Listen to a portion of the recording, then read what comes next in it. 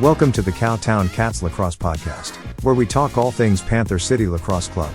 Now here are your hosts, Nicholas and Andy. Well, with the season winding down, Panther City looked to get a well-needed win against the Philadelphia Wings. Welcome everyone to the Cowtown Cats Lacrosse Podcast. I'm Nicholas, joined by Andy. Hello. Andy, coming into this weekend's game, I mean, Panther City lost back-to-back games in their back-to-back weekend. Kind of a rough weekend, close loss against San Diego in overtime, and then pretty much getting shut out against Rochester on Sunday. So coming into Philadelphia, they really needed a win, especially if they wanted to stay in playoff contention. Yeah, must win is, we've still got a lot of season left, but I'd say must win was an understatement for what we needed for this game. Last weekend, as you mentioned, was kind of a worst case scenario in terms of wins and losses. And a team like Philadelphia, they have more losses than wins as well going into the game. But if we lose to Philadelphia, then we're basically neck and neck with them in the standings, or they might even surpass us by percentage points. So yeah, definitely wanted to right the ship.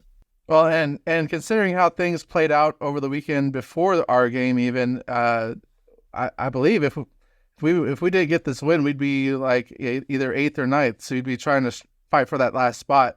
But some pregame notes coming into this game. Surprising, actually. I didn't hear about anything about this until they listed him on the injured list. But Callum Crawford, he was a game time scratch with an upper body problem. So for me, that was kind of a big hit against the offense. Missing somebody. I mean, I consider Callum Crawford a game manager. He's very good at directing the teammates and directing traffic on the offensive side. So missing that kind of offensive leader and offensive firepower, I mean, it's kind of big against them. Yeah, and we'll definitely recoup after that tonight. Yeah, I'm not too sure whether he's not a spring chicken anymore, so maybe they won't just want to give him the week off. Who knows? Maybe I know one reason that he ended up with Panther City was he didn't love the travel schedule per se, as someone who lives in the Oklahoma area, having to fly around the country and whatnot. So maybe both those factors played a little bit into it. However, with him sitting out, we were actually able to get another very important piece. Yes. Finally, after so long, it feels like Tyler Burton, man. Having been back to the team, not only a big boost for the team in general, but a big boost for our face-offs. Yes, yeah. Well, I mean, Ronan Tuche and Goodwin and whoever else they've been putting in the dot, they've done an admirable job filling in. However, or simply put, we're not winning as many of those as we would like. And not only is Burton a pretty good face-off guy, but he's also a really good defender, which we'll get into as well. So really good to see him back out there for his first game this year. Well, and that was almost a game-time decision, too, because he went from on the injured list to a possibility to a maybe, and then literally right before the game, they're like, okay, he's good enough to go, I guess. Yeah, it was fun seeing that progression on the injury report until the final roster updates. We were kind of on the edge, especially knowing Crawford was questionable. Well, and I think, so talking about the roster, we talked about last Sunday, Sheridan not playing. I think that opened up a spot for him to get back in the lineup. So, because he was in the lineup for this game. Yeah, because with both Crawford and Push being out, along with Ty Thompson, there were two slots, and Burton and Sheridan were able to get back out there. Well, and we'll talk about Sheridan, especially in this game. But I hope we get to see him in a more permanent spot as we finish up the season. But anyway, I mean, going into this game, like we mentioned, it's definitely a game we needed. And I think the team knew that, obviously, because right off the bat, not only a minute, not even 2 minutes in, Will Malcom, he's kind of set up home in Philadelphia. It's kind of his place where he knows, like, hey, don't worry, I got this. But he gets us start early, gets a great goal, up 1-0. Mm-hmm. Yeah, he's got good memories from the come from behind win last year. So maybe picking right up where he left off, got that score. I think just over a minute into the game, good ball movement, he opened him up. So good to see us start that way. Yeah, and I was hoping, like, oh, hey, this is good. This means our offense probably, shouldn't struggle as much maybe not as much, on that end of things. But on top of that, I mean, Damude, after, again, talking about last weekend where he had a solid game Friday and then it just kind of fell apart on Sunday, this is a big comeback game for him. He got some great blocks to start off the first. Yeah, you could tell he was a bit more active and engaged. I'm sure it helped not coming off of a game a couple of days before, but he looked really sharp. Eventually, Philadelphia was able to score on a Ben McIntosh shot. I think it hit Damude's non-stick shoulder, but I think that was once they score that first goal, I think that was all he needed to kind of help settle in and kind of play his best for most of the rest of the day. Oh, yeah. I mean, that first quarter, I mean, that's the only goal he's allowed. Donville answered back shortly after that goal from Philadelphia, though, put us back up 2-1. I mean, honestly, both teams were offensively, I think both of them had certain struggles, but also the defenses from both sides were playing good. Yeah, defense was great. Along with elite goalie play, both the defenses were doing really good. We alluded to Tyler Burton here earlier. He had the unenviable task of checking Mitch Jones, who, if I'm not mistaken, he ranks in the top 20 or like 25 in points per game, along with Joris Terrett. So Burton had a tall task in his first game back, and starting out, he did a really good job on it. Oh, yeah. No, I think, between Damude getting some great blocks and our defense, they caused, obviously we didn't cause a ton of turnovers, but it seems like our defense was a little bit more active, making sure they couldn't get clean shots off, getting rebounds, making sure they don't get those second chances. So really good to see from Panther City in that first quarter. And honestly, that was it. I mean, the first quarter ended and we were up 2-1, and I was like, okay, well, low scoring, but I think the defenses were playing good. But going into the second, defense just, I would say probably the best defense we've had was that first half. We kind of shut Philadelphia down to a point where, I mean, they couldn't get hardly anything off. Yeah. Honestly, to me, and it's a bit of foreshadowing for the first, 3+ quarters, they were really elite. And yeah, Damude, it just seemed like, Philadelphia was getting a decent amount of shots on goal, but Damude was able to block pretty much almost every single one. It was basically a repeat of the first quarter, but right. Ben McIntosh scored maybe 6 minutes in, and it felt like forever until Philly got a shot off. Well, and I hate to say it, but we've had, even Panther City has had a few dry spells this year. But during that, which I need to point out, so we talked about Sheridan making it into the lineup again. First of all, him taking on two defenders seems to be his thing this year. He was like, there was one point where he was trying to take on two defenders, and he was trying for a shot and didn't go in, and he's like, yeah, whatever. And then, like, not a minute or two later, he tries for a shot, and honestly, it looked like it went in, but then he gets called for a penalty for goaltender interference, and that's what Coach TK was arguing with the refs about. He's like, he challenged it. He even challenged it. He's like, hey, the ball went in. How can it be, goaltender interference if the ball went in? Unfortunately, his foot was on the crease, so the penalty stood. But he's just, man, like, he's that physical force. Again, I think they really need to keep out there. Yeah. As they say in some other sports, he's got that dog in him. He's Seriously. Even in his rookie year. And, he's young, but he's big bodied. He likes to play physical. And he showed that throughout the game. I think he was probably hungry to play after not playing in the last one. Yeah. I think sitting down for Rochester and seeing just what happened then kind of lit a fire in him, and especially after his big performance, that few weeks before. But finally, after like 10 minutes into the period, Sheridan, again, taking on two defenders. Man, such a great play. He goes around to the left, comes back around from behind the goalie, dumps it in. Just crazy play. Actually, ended up making sports some of the top 10 plays that night. But he put us up 3-1. Oh man, it's always fun to see when the NLL makes it on the sports channel. I'm glad it came from someone on Panther City. Yeah, it was, and this kind of became a theme throughout the game. People scoring off of loosies and offensive rebounds.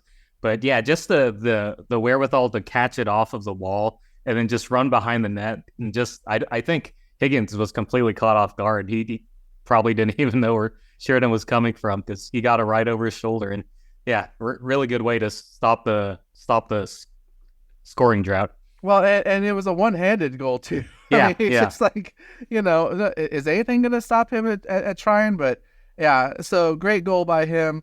Unfortunately, we did have a few penalties in the first half. Mm-hmm. One of them leading to a power play.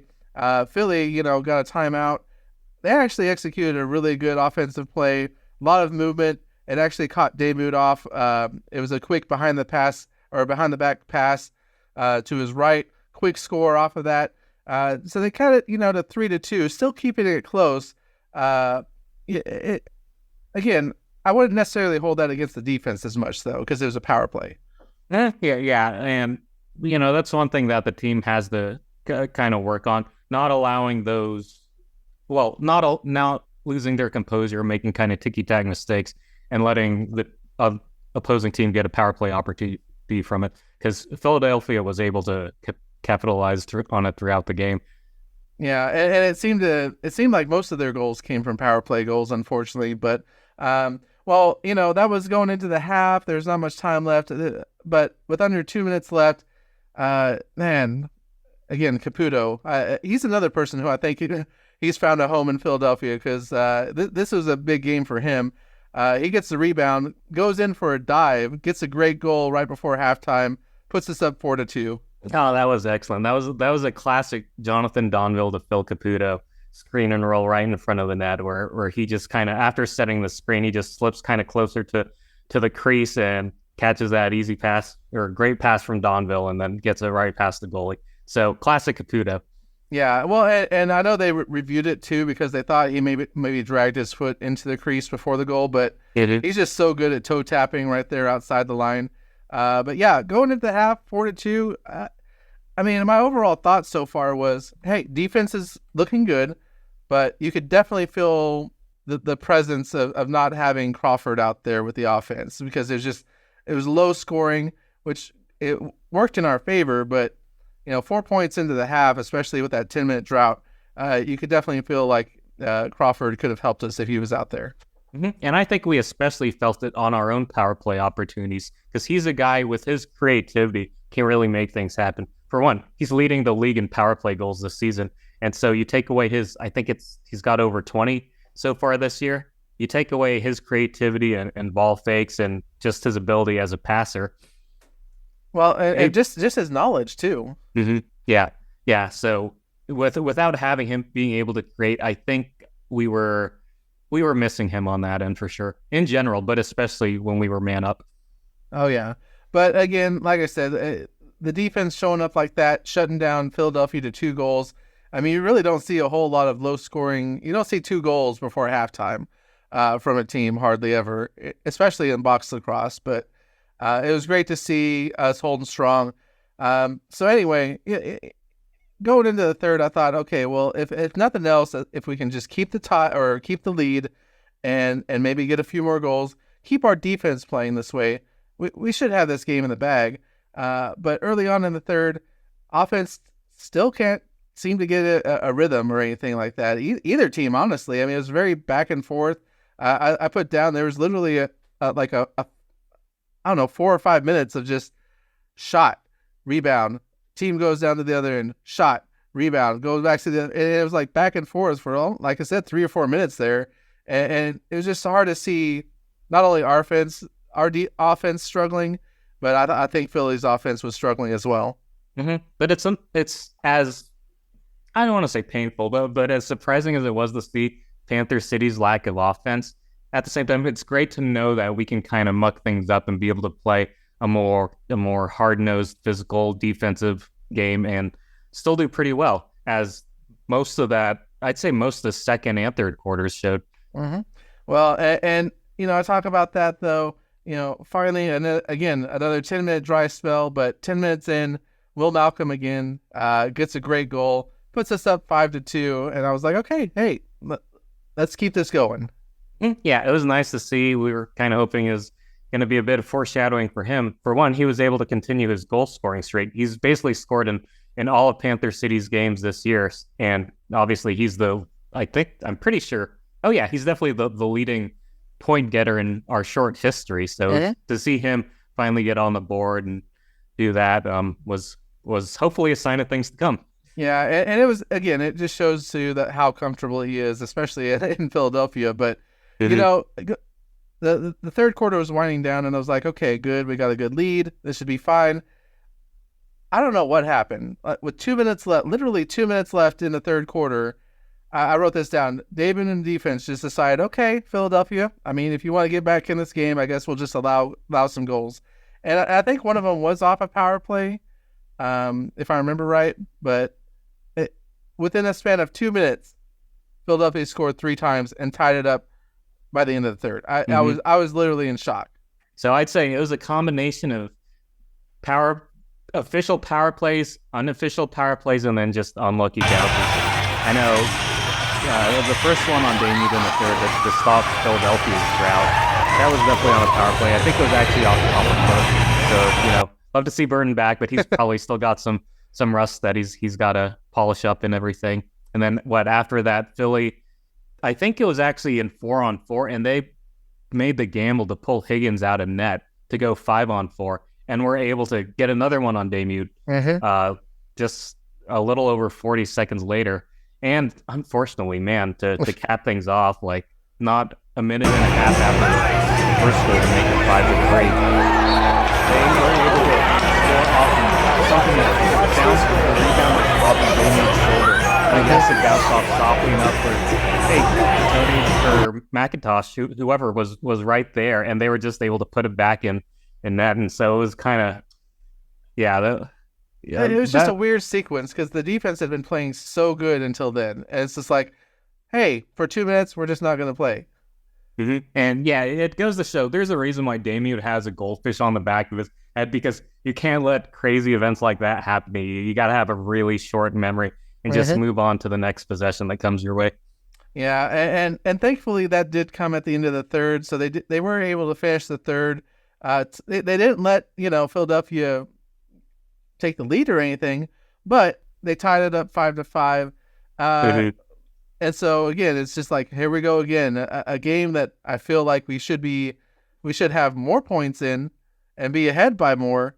We're sitting there tied, but it didn't take long. I mean, the fourth quarter started. Literally, we won the face-off, which, hey, thank you, Tyler Burton. Yeah, thank you. And Will Malcom just jumps off the bench, goes in, shoots, scores, puts us up 6-5. That was a hat trick for Will.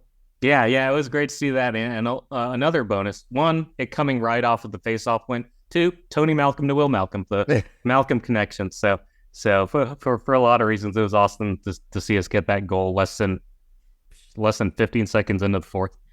Yeah, and it really, again, I think it was good for the team and good for the offense, because that kind of started a mini streak for us. I mean, great goal by him. Then a minute later, a great block by Damude. He rebound. We get the rebound, shoot down to Donville. Yeah, Donville. He gets the score, puts us up 7-5, and then a minute later, Sheridan again. He gets his second of the game, puts us up 8-5. So within like 3 minutes, we answered back their 2-minute run. One thing about Donville, speaking on that Sheridan goal and alluding to that Caputo goal, he is so great at initiating the pick and roll with other players, whether it be Caputo, Sheridan, Knox, Gauthier, whoever's out there. He's able to make good things happen for him. And then the play before that, it was just, man, seeing that shot.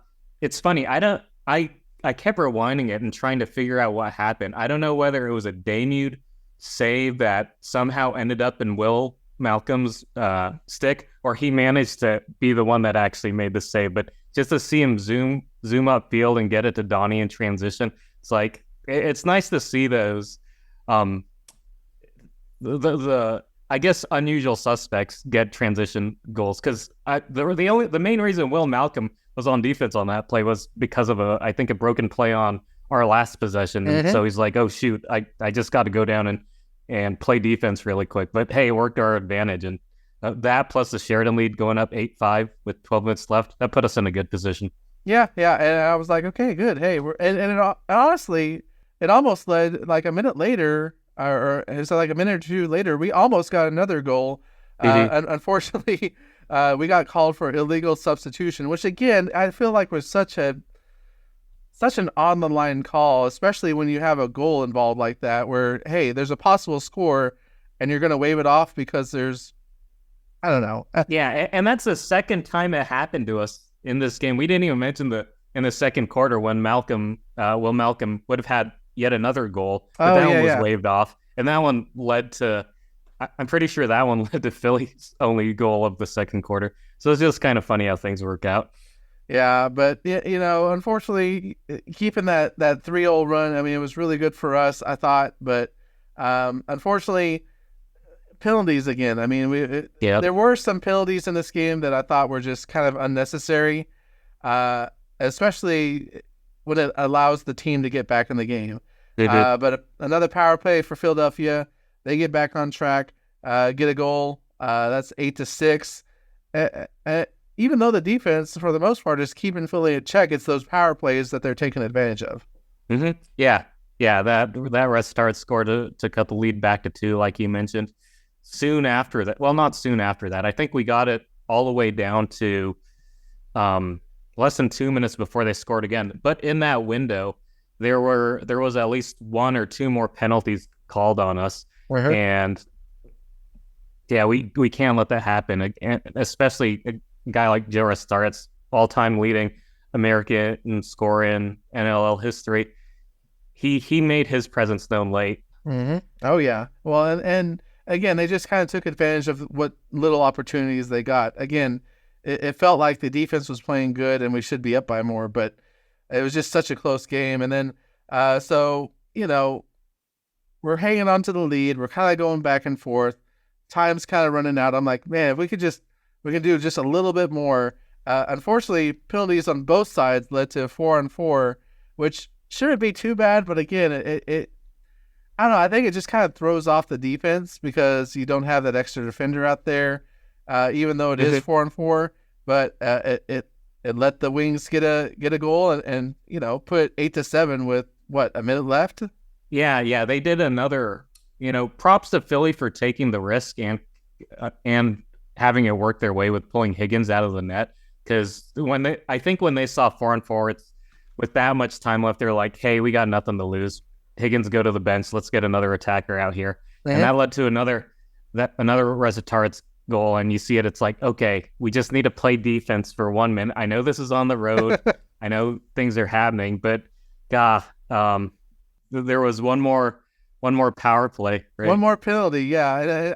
I forget who the power play was on or who the penalty was on, but it was like holding, I think. Hossack. Yeah. It was on the captain, which is especially bad because he's the guy that's kind of, communicating, writing the troops and everything. Well, and I think, I mean, obviously you always try to mean well, but I think he was seriously trying to just like, hey, let's hold on this last 30 seconds and didn't think anything would get called. But, holding penalty against him leads to Philadelphia, again, getting a power play.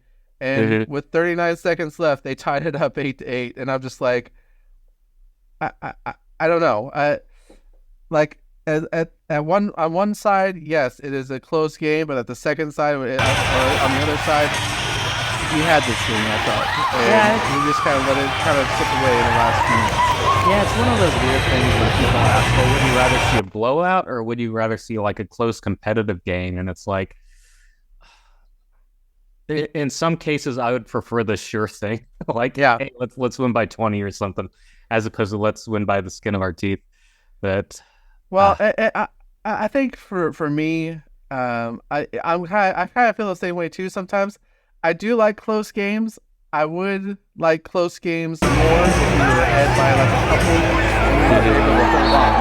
But I think what we've seen a lot this year is just these close games, and either it leads to a loss or it leads to overtime, or it's almost like we play so good for 3.5 quarters. And then we just need to hold on that last half quarter or so, and it just falls through our fingers. But unfortunately, tied 8-8, overtime, and obviously we've done our fair share of overtime games this year. Yeah. But honestly, we almost won it off the face-off. There was a face-off, and Burton, He's like, heck yeah, I'm gonna do it myself. He gets the face off and gets the ball, goes down there. Would have been great if he scored. It would have been like a great story if he got it. But unfortunately, he missed, and so the teams kind of went back and forth for it. Honestly, I was super nervous watching overtime. Yeah, that honestly, that might have been the most thrilling game that I haven't seen in person in terms of the NLL. Just, man, there were so many close calls, like you said, the Burton thing. Foley had a great defensive knockaway right in front of Damude, where the Philly player was right in front and was going to get an easy shot, and I think Foley came in at the last one and knocked him out of his stick. Damude and Higgins were both playing like elite goalies, man. And there was one series where I feel like Philly, they kept missing wide because the defense was playing well, but then we wouldn't get the defensive rebound or the Lucy, and it just showed you how important it is to get Lucy's in those situations, because yeah, you're going to hope that your defense can hold strong, but to ask that of your defense for like 3 to 4 to 5 possessions straight is a pretty tall task.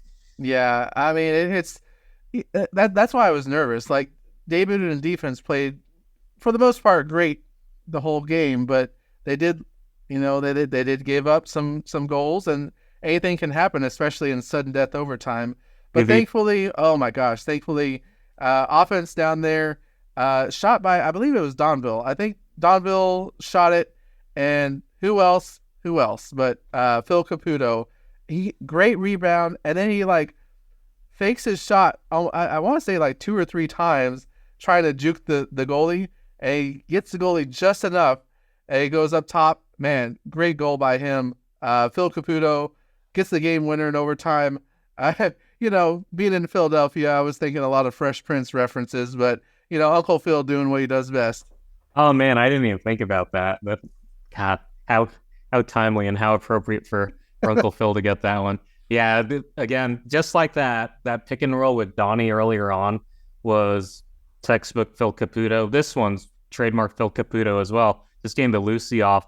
Yeah, either Donville or Knox missing from up close.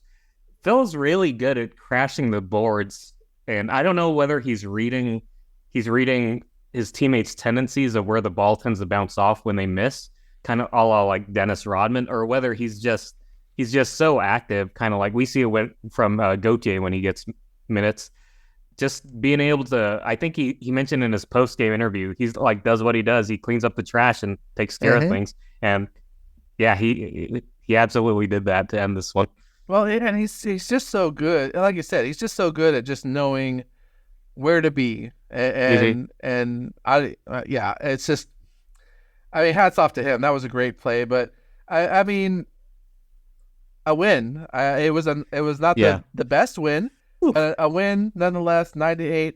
Honestly, I mean, we'll talk about our final thoughts after this, but glad to see us get a win, especially after last weekend. Yeah, I did not want us to lose to another team that had a worse record than us. To be honest, that would have done things for maybe my ego as a fan or whatever. But it's funny because knowing that we've been in Philadelphia twice these past 2 years and have them one more time at Fort Worth to get pretty close to the end of the season, I thought, man, it'd be awesome if we could play Philadelphia more often. But then I think about how close these games are. I don't know if my heart could take it.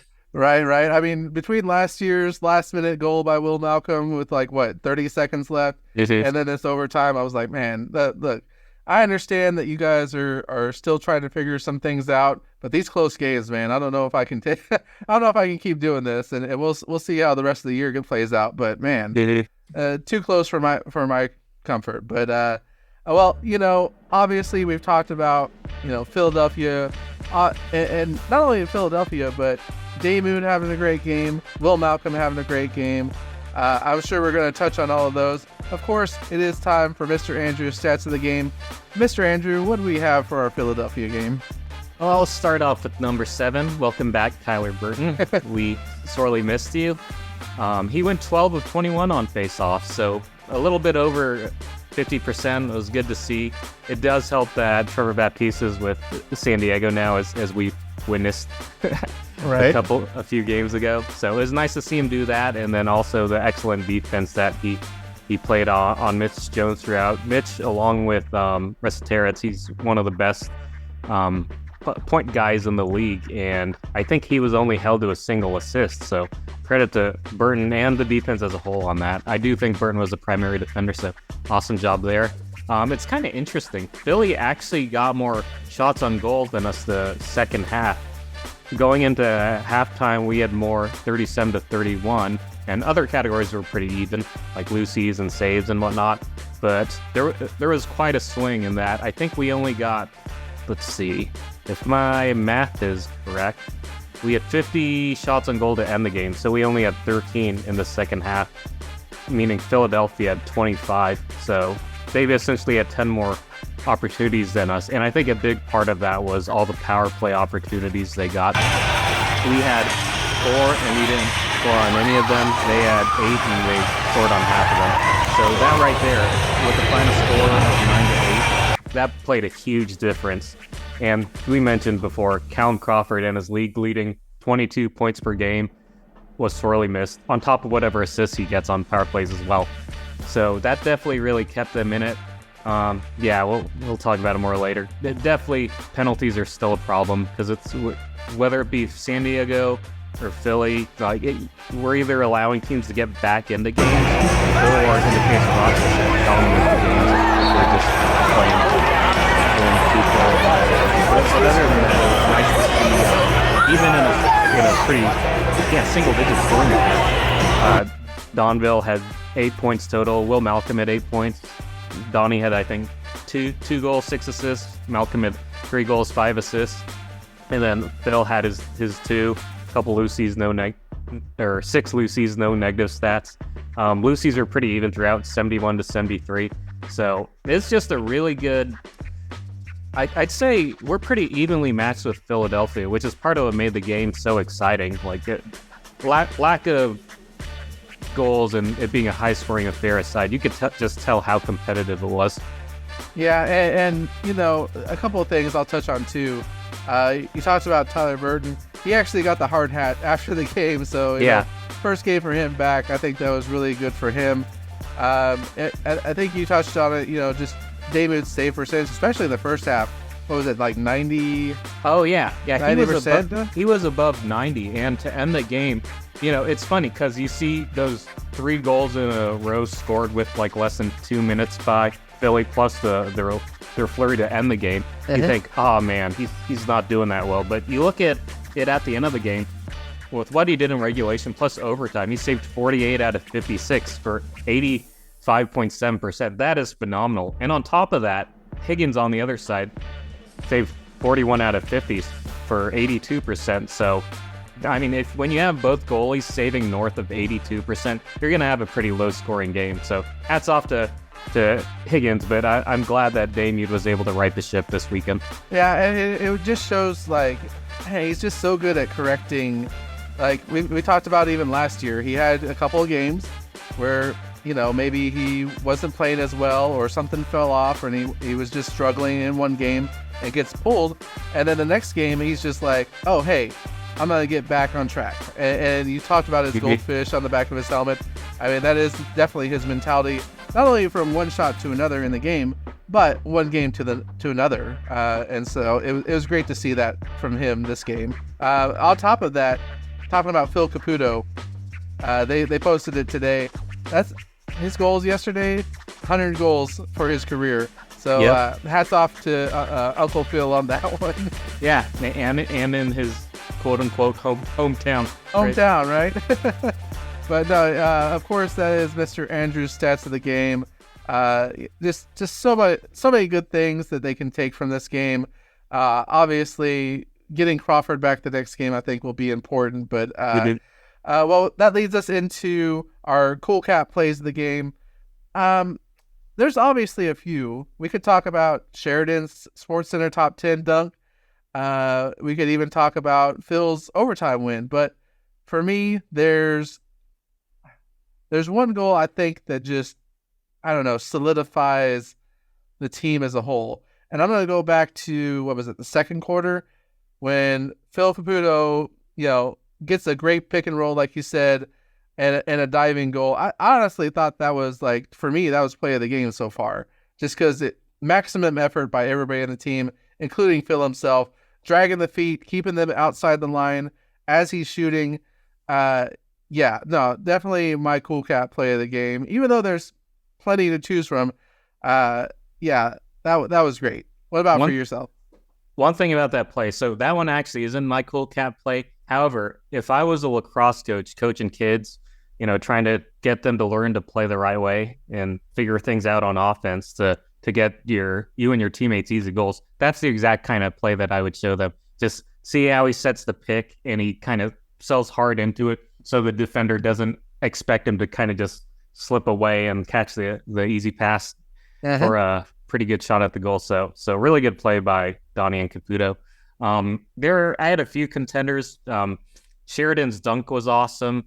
The Will Malcom save right in front of Damude, or the Damude save, whichever way. Malcom ending up with the ball, pushing it up the field and getting it to Donnie for a twister in transition. That was excellent. We had a lot of, at least a few transition opportunities that we ended up not scoring out of it, but it was good to see the game plan there, trying to stay aggressive and whatnot. So but that Malcom to Donnie's transition play was one of them. This defensive play didn't lead to anything, but Tyler Burton laid out going for a Lucy at some point. I think it was during the fourth quarter. And it didn't lead to a goal or anything. And Philly, I think, might have scored soon after. But just you really admire his heart. And then, coming back from, I think, whatever lower body injury he had, it's just awesome to see him play his heart out. And that dive was emblematic of it. I do think I'm going to have to go with the Caputo game winner, though, since that was the one that, we've seen him do it a million times. So in some ways, it's nothing special. But in this case, it was absolutely special in terms of getting us a much-needed W. It bumped him up from 100 goals to 101, so a little bonus there. It was just, he's very much, he doesn't score the most points, get the most assists, doesn't get as, I wouldn't say as many of the statistical accolades as guys that might have the ball more do, but he just seems very, very reliable, and he's always a good safety valve that we can go to on the offensive end. Oh, yeah. And it was an awesome play to watch, especially, like you said, being an overtime winner like that. That's, of course, our cool cat plays of the game. Leads us into our big cat players of the game. Look, I have not made this man player of the game for a while now. And it's not because he hasn't had some good games. It's just I feel like there were some other guys I should try to highlight. But there's a reason why he has his own appreciation post. There's a reason why he consistently gets knocked down and comes back up, playing even better the next time. And there's a reason why he is my big cat player of the game. That is, of course, the one that's the only nickname. I mean, the man, just the block shots. I'm not even talking about the defense helping him out. Which, by the way, thank you, defense, for showing up in that first half, because between that and his block shots he had throughout the game, especially even in overtime, the man played about as good as you can ask. Like you pointed out, 90% save percentage in the first half, overall 85%. Just a really good effort, and really just awesome to see from him. There's really nobody else there are other people I can think of, but for me, Nick Damude, you're my big cat player of this game. What about for you? I couldn't choose just one, and the three that I'm choosing are three that I've already talked about tonight, but gotta go with the man in his return, Tyler Burton. As we mentioned before, 12 of 21, over 50% on his faceoffs. On top of that, he had 6 Lucies, 1 caused turnover. He held Mitch Jones, one of the great offensive players of the league, out of the net the entire game. And Jones only had 1 assist, and it wasn't until there were 30 seconds left in the game when Philly tied it up. So hats off to Tyler Burton, and that's really he's really representative of the defensive effort as a whole. Like a lot of guys did a really good job out there. Connor Sellers did great. Hutchinson, Medi, he didn't score any, but he had 9 loosies to lead the team. So Burton played outstanding in his first game back. Damude is another one of my guys for that 85.6 save percentage on 56 shots. Excellent rebound from last week. We know him well enough at this point to know that he's going to bounce back from those games that aren't up to his own standards. So awesome job to see him bounce back in that way. And last but not least, again, his stats weren't quite like the other guys who are probably more of the point guards or point guys on the team, but Phil Caputo, he had 2 really timely goals, hit 100 and 101 career goals. On top of that, he had 6 loosies. He didn't turn it over at all either. Sending great picks, mucking things up, doing the dirty work as he usually does. So awesome job, Phil. Oh man, it was definitely, even from us talking about it like this, a full team effort. This game was just every aspect from offense to transition to defense to everything. Even the face-offs with Tyler Burton getting back in there. Those are of course our big cap players of this game.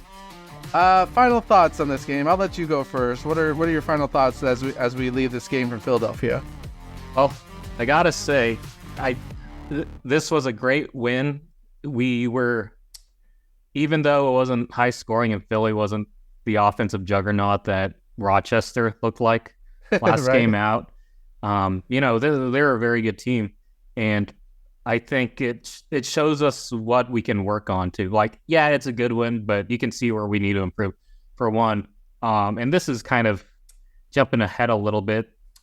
This is kind of my show me something. Okay. I'd say, I don't know how to word this, but shoring up the substitutions on the bench. Because, man, Philadelphia got 2 power play goals off of what would have been Panther City goals, but what were called back due to illegal substitutions. And I know, friend of the podcast, Nick Coyne, he's doing his darndest to try to gauge when guys can come in and out and everything. But yeah, maybe guys are either jumping the gun or doing something now. Maybe they're getting too antsy to get out there. But that's something we could definitely improve on. I feel bad for Evan Messenger. I know he wants to play, but seeing the poor guy having to be the representative and take those penalties in the box, Right. Obviously, yeah, let's get him out on the field rather than in the box for things that might not even necessarily have been his fault. So yeah, definitely need to shore up the penalties, because that's the one consistent theme throughout these last 3 games we've had, be they wins or losses, where our opponents are able to compete better than they otherwise might had we cleaned some of that stuff up. But yeah, glad to see us win without Crawford. I hope he's back next week. We could definitely use him on offense, especially when we go man up.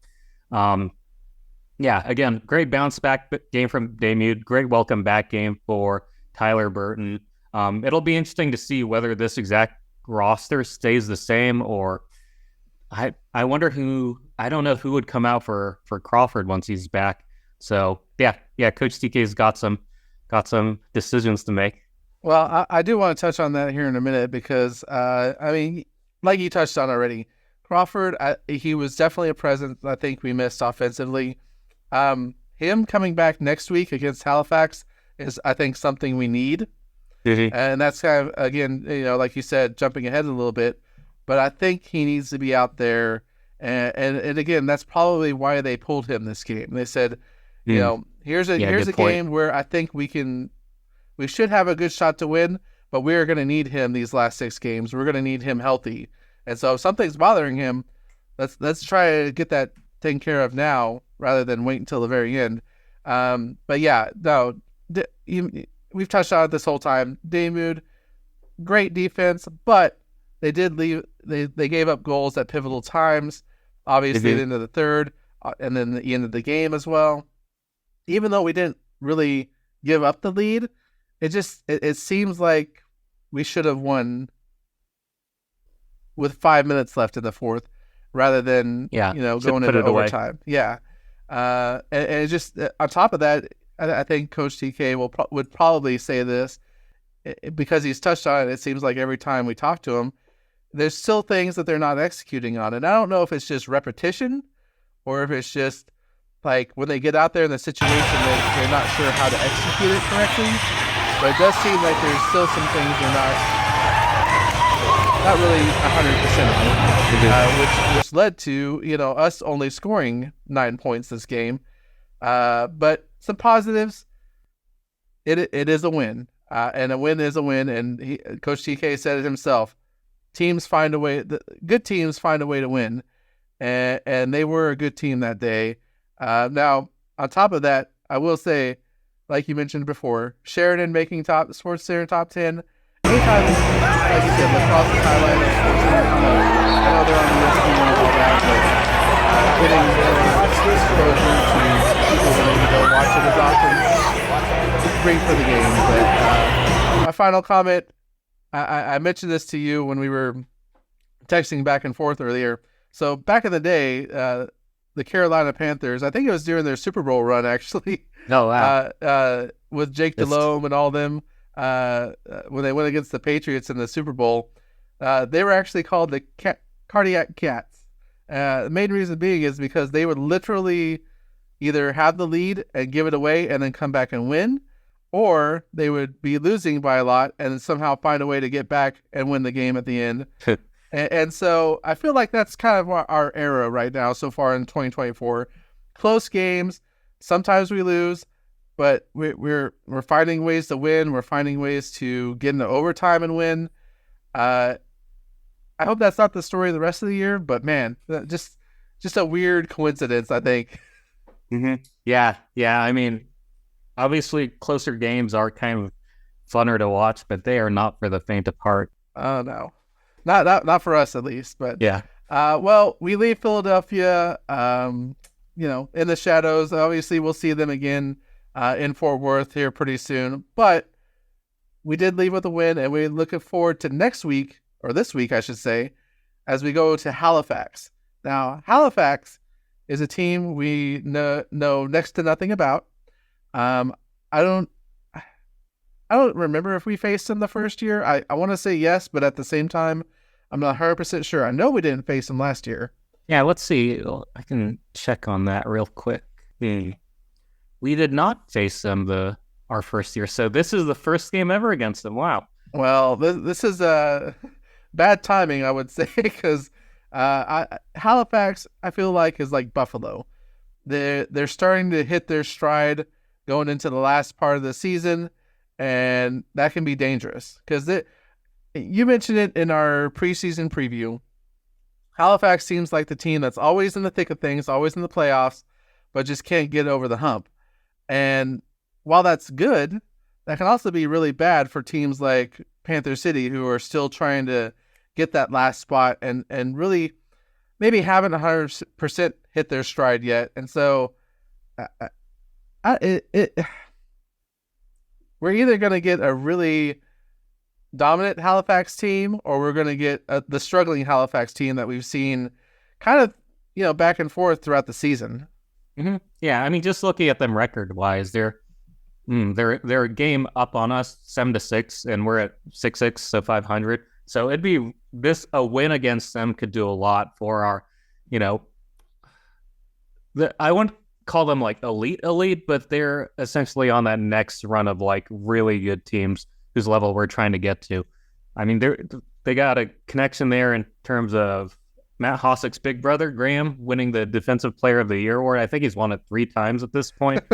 So, got a little bit of sibling rivalry or competition there. They've got Jake Withers. He's leading the league in loose balls. Ryan Benashi's 4th in goals. They kind of similar to us with Crawford, Malcom, and Donville. They have 3 guys that are really good at finding the back of the net and getting other guys involved in Benesh, Clark Peterson, and Austin Shanks. So maybe it's because of Haas's brother. I typically think of Halifax as a defensive team, okay. But it seems like they can put points on the board pretty well too. They did lose to San Diego last weekend, so we know they're going to be hungry for a win. But yeah, it's hard for us to scout them as Panther City fans, considering we've never seen them play against our team yet. Yeah, I mean, the only things I can judge them off of is the few times I've seen them. Like, I've seen them go against Buffalo. I saw some of their game against that, and then I've seen them go against who was the other one? Toronto. I saw a little bit of their game against Toronto one time, and I mean, again, it just seemed like they were a team that was kind of on that next level, like not not middle of the road, kind of where we are right now, but they were maybe a step up. But I think they like a lot of the top teams have struggled with this open format and maybe haven't gotten as many wins as they usually do every year. But yeah, it's just a team that we know not a whole lot about. So going into their place, I know that place is going to just be packed and it's going to be crazy. But I hope we can just handle it well. I put in there, can we play up to their standards? Because it seems like that we've done that a few times where we play, like against San Diego. San Diego might be a step above us, like as far as like a team or having their stuff together, but we were able to stay with them. Yeah, we were able to fight with them. So can we do that against Halifax? Yeah, it's just a matter of hanging with those guys for, let's say, 55 minutes, and then when things get close, being able to either hold on or make the tide turn and take the lead and whatnot. Like San Diego, yeah, record-wise, you think they're a lot better than Panther City, but every time we play them, it seems to be pretty close. And so hopefully it's the same with Halifax. Yeah, it'll be a really interesting game. One thing, kind of a tangent on this, I love how when these unified standings came out, I think the presumption was that, maybe aside from Colorado, that the Eastern Division was just going to beat up on these teams out west. But that really hasn't been the case so far. Like, Buffalo's doing a lot worse than people thought they would. Albany, who was kind of a Eastern doormat, they're doing pretty well. They're just in the thick thing. San Diego's doing what they do. And Calgary's got a losing record and a new coach and everything. So anyway, it's just kind of real fun to see how the season's played out because of the change to the format. Well, and touching on that for 2 seconds, I don't think people expected some of the teams to be below us. Right. Mm-hmm. I would, going into the season, I would never expected Colorado to be below us record-wise. Mm-hmm. Right. And that's not to say that they're a tough team and they can win. It's just some of the games, especially out east, they struggle with, and some of the games they have against out west, they struggle with. So it's been a change of pace, I think, kind of for the better. Mm-hmm. And I think it's A, great for the league, but B, we're definitely towards the end game now of which teams are going to start pulling out and making their run towards the playoffs, and which teams are going to start to fall off. You kind of touched on your show me something. I'll just touch on mine for 2 seconds. I would say consistency. I want Panther City to show me consistency. I've touched on that in the past. I will say this, and he doesn't have to show me something, but it would be nice, and that's Mr. Callum Crawford. After missing the game against Philadelphia, I want him to come out, and I'm not saying have a dominant performance. I'm not saying, hey, you got to put up points and goals like you did in Las Vegas, but I want you to be back in there, and I want you to show why you're an important part to this offense. So if I was to say, show me something to anybody, it would be Mr. Callum Crawford, and I really hope that's not really even saying show me something. That's saying just be you. Yeah, get well soon. Yeah, no, just be out there and be a part of the team that we know. Be the part of the team that we know that you are. Well, I'll let you go first. What's your expectations for this game? Let's see. Second road game in a row. Kind of a lot of question marks with these teams never having faced off before. I'm seeing, as close as our records are, Halifax has a ridiculous goal differential compared to us, and even compared to some of the teams above them in the standings. So, man, I would like to, if Callum's going to be fresh and Tyler Burns chomping at the bit to compete and get some more games under his belt, I hate to be ever the optimist, the unrealistic optimist, but I think Panther City can get it done. Halifax, yeah, they've made the playoffs pretty consistently, but I think this year they're a bit shakier than they have in years past. So I'm expecting Panther City to win 10-11 10-11. in Another close one. in regulation. Oh, no overtime game this time? Yeah, Oh, and man. I didn't realize. So Halifax is a pretty new team too, but like us, they've had very early success. Oh, look. 2 seconds about Halifax. They've not only had really good early success. No dig on us, but I don't know if you've seen their crowd. That place is crazy. Nice. Like that is like Toronto, Buffalo, Colorado territory. So that's what I'm saying. This game is going to be big for not only us but for them as well. Yeah, it's hard again, like we said before. It's hard to judge a team we have zero experience with, but I do think Halifax has struggled more this year than they have in the previous 2 years, and that's something like we did against San Diego that we can kind of hop on and take advantage of, and I hope we do. I do see another close game if two things. If the defense can do what they did in Philly, and if Callum Crawford can even get 2 goals, I think that's the criteria right there. Now, I'm not saying, we only score 2 goals. I'm saying if Callum at least scores twice and gets a good groove with the offense, then we should win.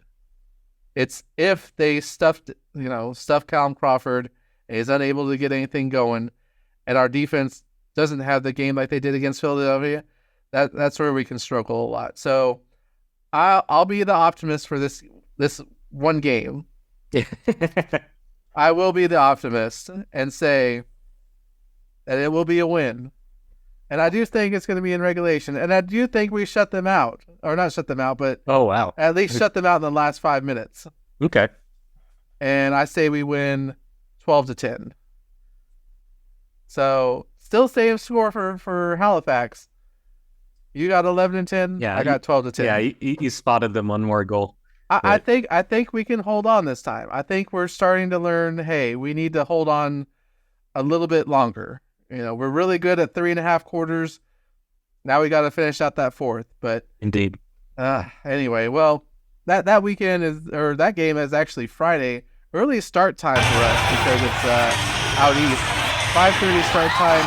So be sure to keep an eye on that early game. But I can't wait for that.